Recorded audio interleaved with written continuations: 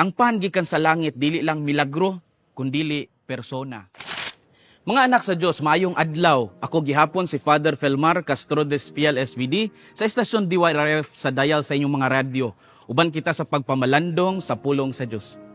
Padayon kita karon sa atong spiritual nga mini recollection. Karong semanaha nga nagsubay kita sa ikaunom ka kapitulo ni sa Ebanghelyo ni San Juan.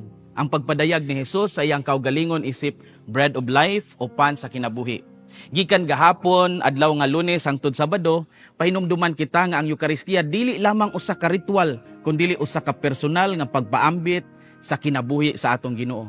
Ug ang culmination niini mao ang Domingo nga ang Domingo sa maayong magbalantay. Usa ka pagpahinumdum nga ang pan sa kinabuhi dili lang muhatag og kinabuhi, kundi maggiya usab sa atong espiritual nga panaw. Karong adlaw ang mga tao nihagit kang Hesus, what sign can you do that we may see and believe in you? Sa Binisaya pa, unsang ilhanan ang imong mahimo aron kami makakita ug mutuo kanimo. Ug ilang gikumpara si Jesus kang Moises nga pinaagi sa mana, nagpakaon sa mga Israelita dito sa kamingawan. Apan si Jesus nitubag kanila, it was not Moses who gave the bread of life, it my Father gives you the true bread from heaven. Dili si Moises ang naghatag sa tinapay gikan sa langit, kundili ang akong amahan ang nagahatag kaninyo sa tinuod nga tinapay gikan sa langit. Unsa may makutlo nato karong adlaw? Unang punto, ang pan gikan sa langit dili lang milagro, kundili persona. Sa una ang mga tao nasayod nga ang pagkaon usa ka milagro nga moabot sa ilang kagutom. Apan si Jesus nagsulting ang pan nga gikan sa langit dili lang pagkaon sa tiyan kundi pagkaon sa kasing-kasing ug kalag. Ang pan sa kinabuhi mao si Kristo mismo. I am the bread of life. Whoever comes to me will never hunger. Ako mo ang pan sa kinabuhi.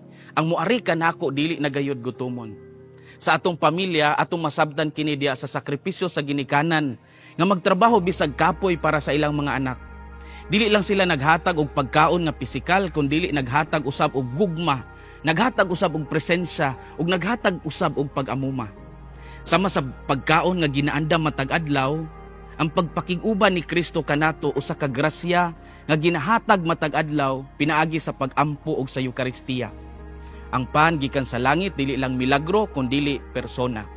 Ikaduhang punto, ang tinuod nga kagutom dili lang pisikal kundi espiritual. Daghang tao ang misunod kang Hesus tungod kay napakaon sila. Apan si Jesus nagtan-aw sa mas lawom, ang kagutom sa kalag, ang padayong pagpangita sa kahulugan sa kinabuhi, the search for meaning and purpose, ang pagpangita sa katagbawan, ang pagpangita sa tinuod nga gugma. Sa atong komunidad, makita nato ang tao nga bisan adunahan, walay kalinaw. Ug ang mga kabus, bisan walay daghang bahandi, adunay kalipay, kay nasayod sila nga naay Dios nga nagmahal kanila. Sa diyang namatay si Pope Francis, na mga websites nga nagpa-trending nga sa pagkabugto sa iyang gininhawa, ang nabili niya nga asset, $100 ra. Kini nga informasyon gikan sa celebrity net worth site og dili kumpirmado.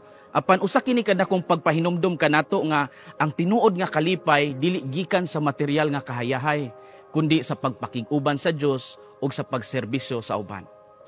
Singod pa ni Pope Francis, we must rediscover the value of simplicity and the joy of being with God. Kinahanglan natong mabati pag-usab ang bilis sa kinabuhi nga yano ug ang kalipay diya sa pagpakig-uban sa Ginoo. Ang tinuod nga kagutom dili lang pisikal kundi espiritual. Mga igsuon, mga anak sa Dios, sa pagpadayon sa atong mini recollection, pangutan-on nato ang atong kaugalingon, unsa ba ang tinuod akong kagutom ug asa ko mangita og kahupayan niini nga kagutom. Si Jesus mismo ang pan nga tinud-anay. Ang kalibutan mutanyag og daghang substitute, kalipay nga temporary, katagbawan nga dali ra mawala. Apan si Kristo naghatag sa pan nga walay katapusan. Busa sa pagdawat nato sa pan sa kinabuhi, angay ubanan ni sa pagsugot nga mahimo tang lawas ni Kristo sa kalibutan. Lawas ni Kristo sa atong panimalay, lawas ni Kristo sa atong trabaho, ug lawas ni Kristo sa atong komunidad. Amen.